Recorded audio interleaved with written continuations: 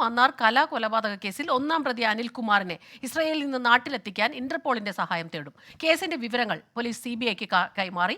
മൃതദേഹം മറവു ചെയ്തെന്ന് സംശയിക്കുന്ന സെപ്റ്റിക് ടാങ്കിൽ നിന്ന് ലഭിച്ച വസ്തുക്കൾ ശാസ്ത്രീയ പരിശോധനയ്ക്കായി തിരുവനന്തപുരത്തെ ഫോറൻസിക് ലാബിലേക്ക് അയച്ചു. പിടിയിലായ പ്രതികളുടെ വീട്ടിൽ പോലീസിന്റെ പരിശോധന. മനീഷ് മഹിപാൽ ചേരുന്നുണ്ട് ആലപ്പുഴയിൽ നിന്ന് വിവരങ്ങളുമായി. മനീഷ്, ഇത് തുടക്കം മുതൽ ഇങ്ങനെ വളരെ നാടകീയമായ കാര്യങ്ങളൊക്കെ സംഭവിച്ചുകൊണ്ടിരിക്കുന്നു.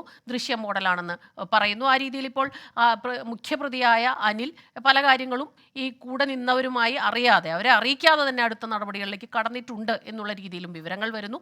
ഇപ്പോഴും പോലീസ് പരിശോധന തുടരുകയാണ്.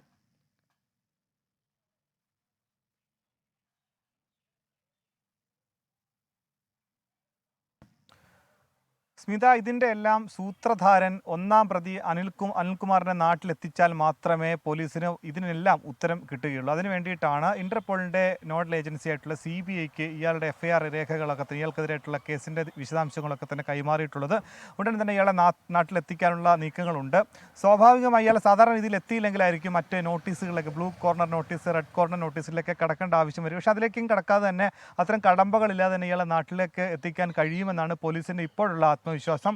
പക്ഷേ നിലവിൽ ഈ കേസിലെ പ്രതികളെ 6 ദിവസത്തേക്ക് കസ്റ്റഡിയിൽ എടുത്തിട്ടുണ്ടെങ്കിൽ നിലവിൽ പ്രതികളെ ആരെയും തെളിവെടുപ്പിന് പോലും കൊണ്ടുപോകാൻ പറ്റാത്ത സാഹചര്യമാണ്. കാരണം പ്രതികളിൽ നിന്ന് 3 പ്രതികളാണ് കസ്റ്റഡിയിലുള്ളത്. അവരിൽ നിന്നും മൊഴികളിൽ ഉണ്ടാകുന്ന വൈരുദ്ധ്യമാണ്. രണ്ടാം പ്രതി ജിനു ആണ് ഈ സെപ്റ്റിക് ടാങ്കിൽ മൃതദേഹം അവിടെയാണ് ഉപേക്ഷിച്ചത് എന്ന മൊഴി നൽകി. അതിൻ്റെ അടിസ്ഥാനത്തിലായിരുന്നു മിനിഞ്ഞാന്ന് സെപ്റ്റിക് ടാങ്കിൽ പരിശോധന നടത്തിയത്. പക്ഷേ മറ്റു പ്രതികൾ ആ ഒരു മൊഴിയോട് യോജിക്കുന്നില്ല എന്ന കാര്യമുണ്ട്, വൈരുദ്ധ്യമുണ്ട്. അതുകൊണ്ട് തന്നെ പ്രതികളുടെ 3 പേരുടെയും വീട്ടിൽ പരിശോധന നടത്തുന്നുണ്ട്, അവരുടെ വീടുകളിലെ പറമ്പുകളിൽ പരിശോധന നടത്തുന്നുണ്ട്.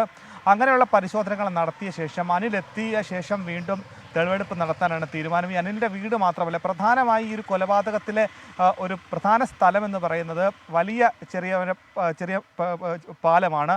അവിടെ വെച്ചാണ് ഈ കൊലപാതകത്തിന് ശേഷം കാറിൽ ഇവിടെ കൊണ്ടുവന്നത്. കലയുടെ മൃതദേഹം കാറിൽ കൊണ്ടുവന്ന അവിടെയാണ്. അതുകൊണ്ട് ആ പരിസരവുമായി ബന്ധപ്പെട്ട സ്ഥലത്ത് വെച്ചായിരിക്കും പരിശോധന. ഒപ്പം തന്നെ അവിടെ കൊല നടത്തിയ ശേഷം അവിടെ കൊണ്ടുവന്നത് തന്നെ പുഴയിലേക്ക് ഒഴുക്കാൻ വേണ്ടിയിട്ടാണെന്നുള്ള മൊഴി കൂടി പ്രതികളിൽ നിന്ന് വന്നു കഴിഞ്ഞു. പക്ഷേ അത്തരത്തിലേക്ക് പുഴയിൽ ഒഴുക്കണ്ട എന്ന് പിന്നീട് തീരുമാനിച്ചാണ് സെപ്റ്റിക് ടാങ്കിൽ വിട്ടത്. പക്ഷേ ഇപ്പോൾ പോലീസ് സംശയിക്കുന്നത് ഈ അനിലിനെ മാത്രമായിരിക്കും എവിടെയാണ് മൃതദേഹം എന്ന് ഉള്ള ഒരു അറിവുള്ളത്.